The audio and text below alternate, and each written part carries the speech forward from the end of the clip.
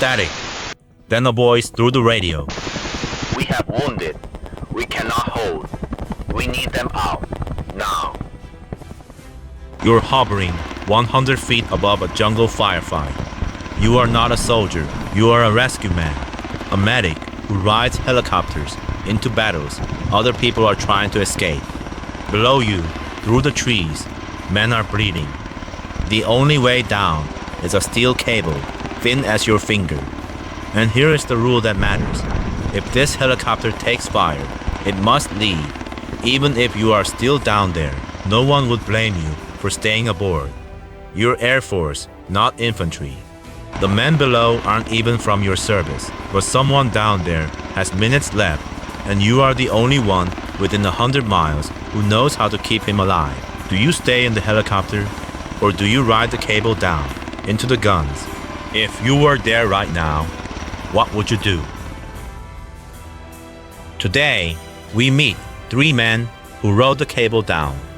They were United States Air Force Pararescuemen, the PJs. Their motto is 4 words long, that others may live. One of them earned the Medal of Honor, America's highest military decoration. It arrived 34 years too late. The other 2 earned the Air Force Cross, the second highest award their nation could give. What did they do to earn them? Let's find out. First story, 1966, Vietnam. A patch of jungle called Cam Me.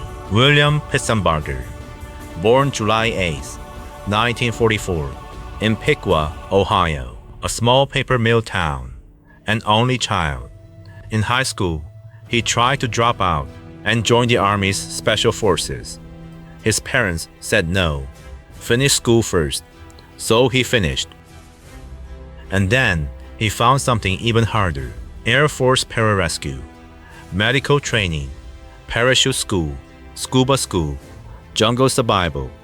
A medic trained like a commando.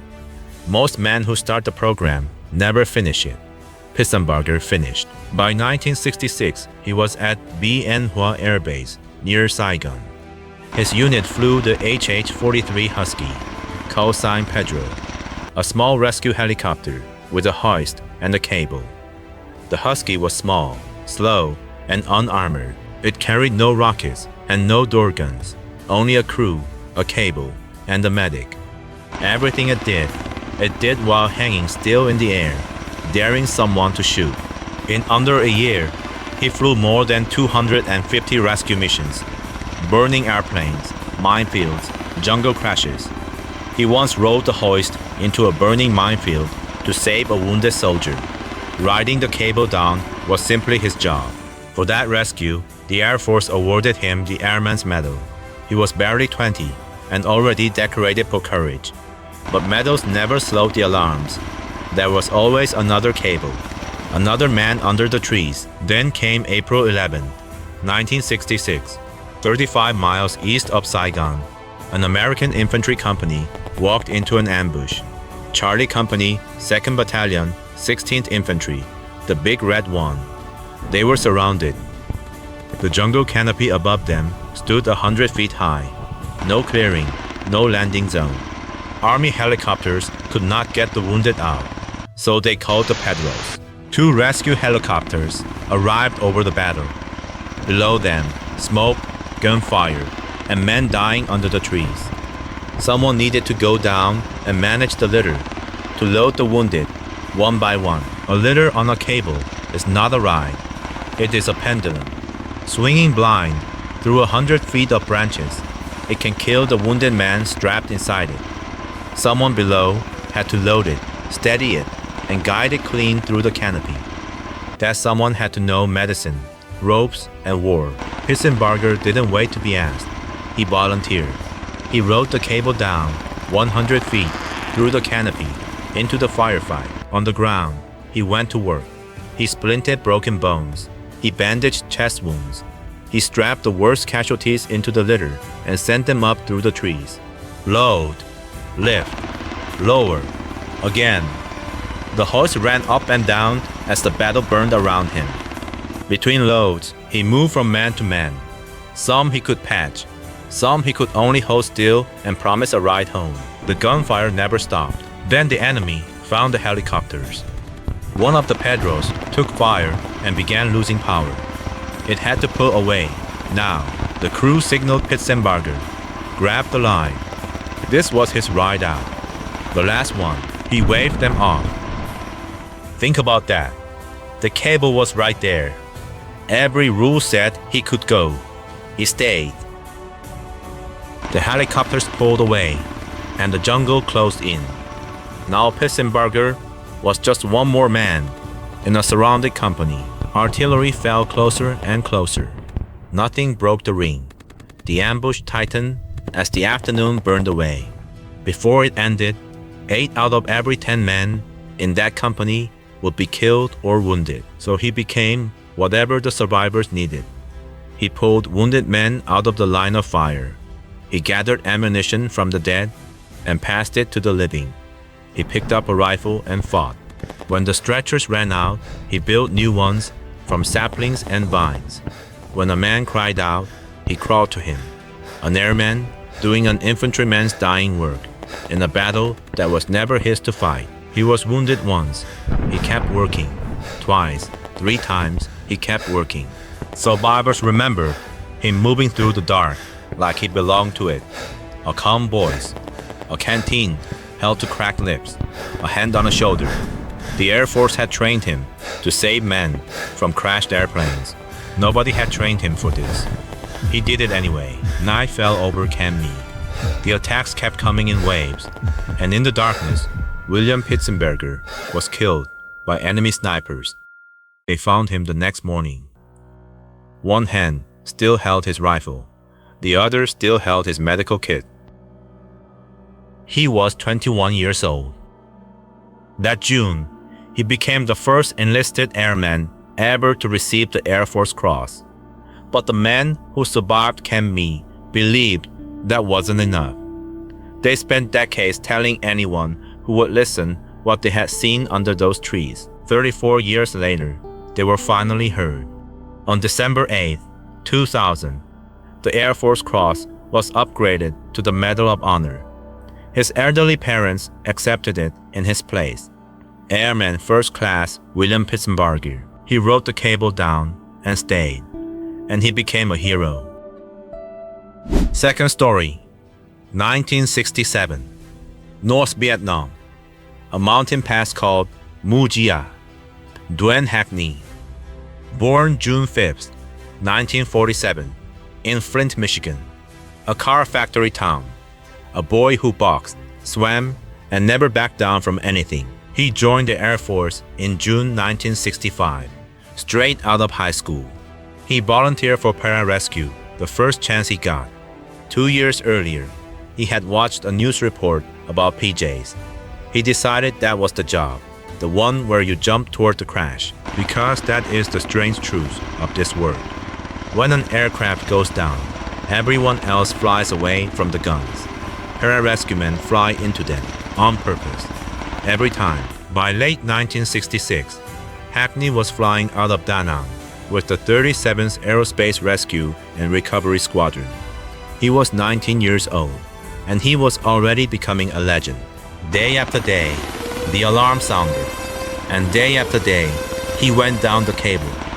Downed pilots, burning wrecks, jungles full of men hunting the same prize he was trying to save.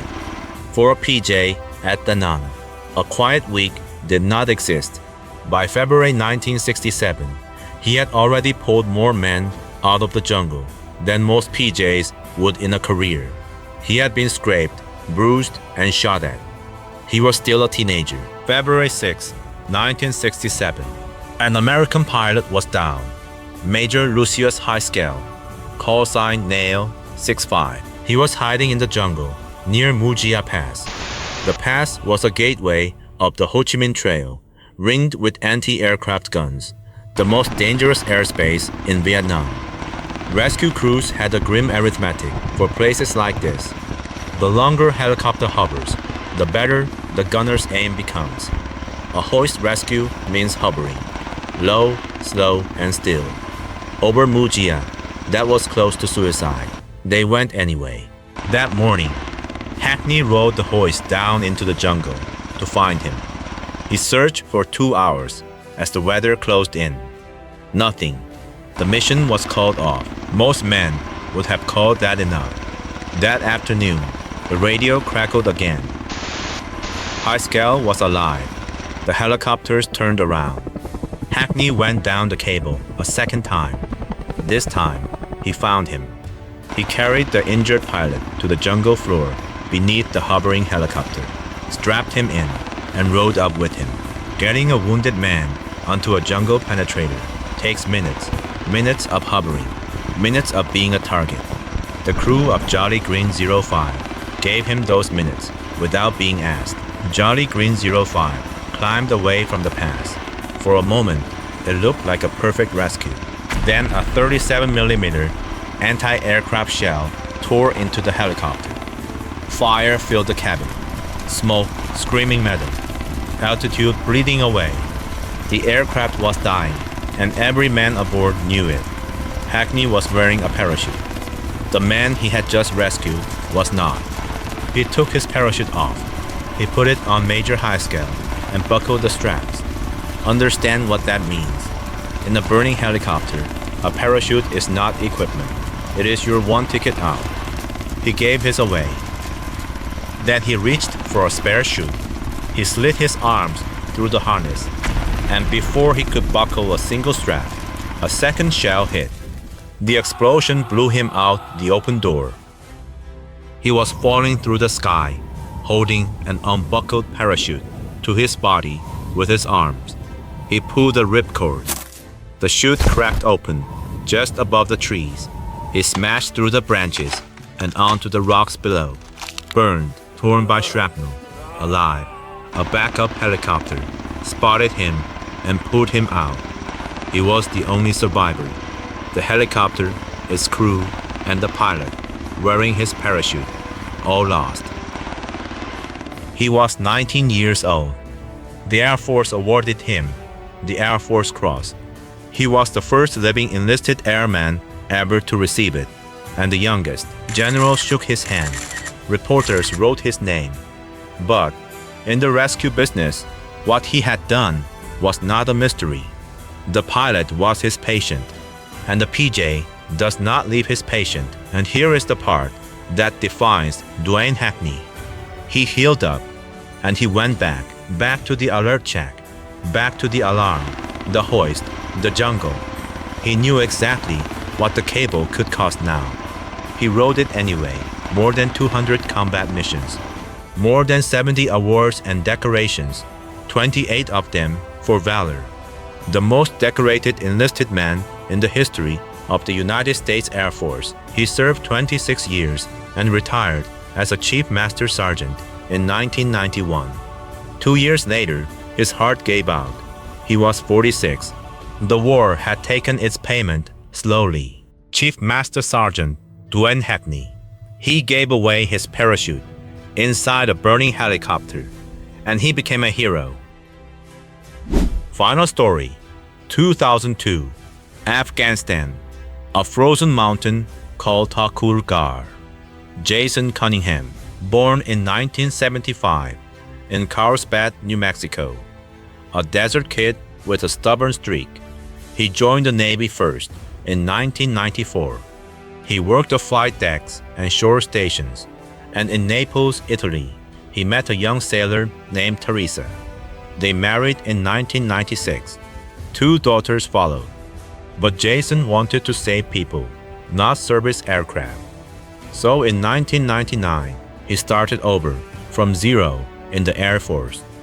One goal, Pararescue. The PJ pipeline takes nearly 2 years. They call it Superman School. Water, cold, exhaustion, medicine. Most who started quit. Cunningham finished in June 2001. 3 months later, 2 towers fell in New York. His war was coming. By early 2002, he was in Afghanistan with the 38th Rescue Squadron. He had never been in combat. Pararescue medicine had changed since Vietnam. Now a PJ carried a small emergency room on his back. Airway kits, 4 fluids, surgical tools. Cunningham believed in that rock the way other men believed in their rifles. March 4th, 2002. Operation Anaconda. Before dawn, on a mountain peak over 10,000 feet high, a Navy SEAL named Neil Roberts fell from a damaged helicopter, alone, onto ground held by Al-Qaeda fighters. Quick reaction forces launched to get him back. The fight that followed would be named after him, Roberts Ridge. Cunningham was aboard a Chinook helicopter, callsign Razor 01, packed with Army Rangers. Their landing zone was the top of the mountain. The mountain was waiting for them. Rocket-propelled grenades and machine gun fire ripped into the helicopter on final approach. Razor 01 slammed onto the frozen slope. Men were hit before they could even get off the ramp. Snow, thin air, bullets from above, and one pararescueman on his first combat mission. The air at that altitude starves your lungs. Just standing still is work. Running is agony. They fought anyway, in knee-deep snow, at the top of the world. The Rangers charged up the slope to take the enemy positions. The wounded stayed where they fell. Now the mountain had 2 battles, one for the peak and one against the clock.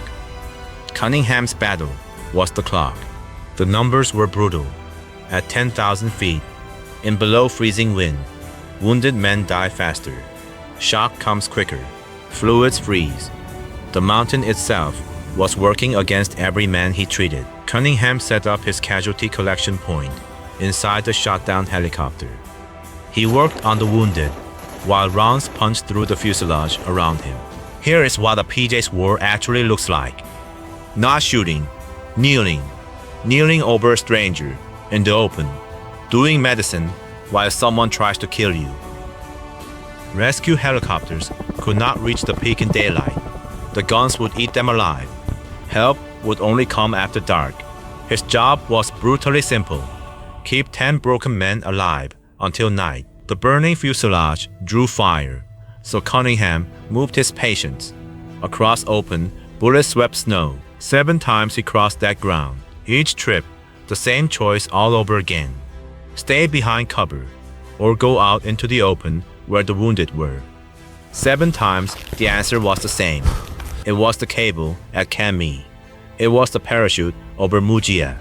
The same door opening again. Around midday, the enemy counterattacked, and Jason Cunningham was hit. The wound was mortal. He knew what it meant.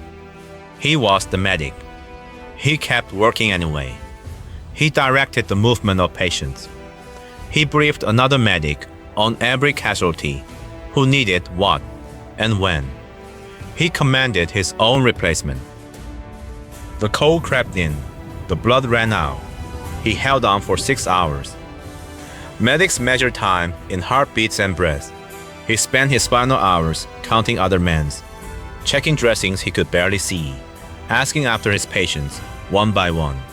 The mountain grew dark around the man who refused to stop being a rescuer. Around him, men he had bandaged were still breathing, because of the tourniquets he had tied, because of the ground he had crossed 7 times, because he had refused, hour after hour, to become a patient. When the rescue helicopters finally landed that night, they carried the wounded off the mountain. 10 gravely wounded Americans came home alive. Jason Cunningham did not. He was 26 years old. He was the first Pararescueman killed in combat since Vietnam. September 13th, 2002. The Air Force Cross was presented to his family. He rests at Arlington National Cemetery. Teresa and 2 little girls carry his name. Senior Airman Jason Cunningham. He kept saving lives while his own ran out, and he became a hero. 3 men, 1 motto, and in each story, the same hidden moment. Pitsenbarger had a cable in reach and waved it off. Hackney had a parachute on his back and took it off. Cunningham had a mortal wound and kept giving orders to save everyone but himself. Each of them had a way up. Each of them chose down. Courage is descending into someone else's worst moment. with no promise you will come back up. Most of us will never ride the hoist into a firefight, but every one of us knows that moment. The crisis that is not your job, the call you could ignore, the room everyone else is backing out of. You don't need a helicopter to ride the cable down. You just need to move towards someone who needs you. When every excuse says stay, so ask yourself one more time. The wounded are below. The cable is in your hand. If you were there right now, what would you do? This concludes this episode. Thank you for watching Forgotten Valor. Next, we'll meet the men who went to war sealed inside a steel tube deep beneath the ocean, the submariners. Please like, subscribe, and turn on notifications to support us. Thank you.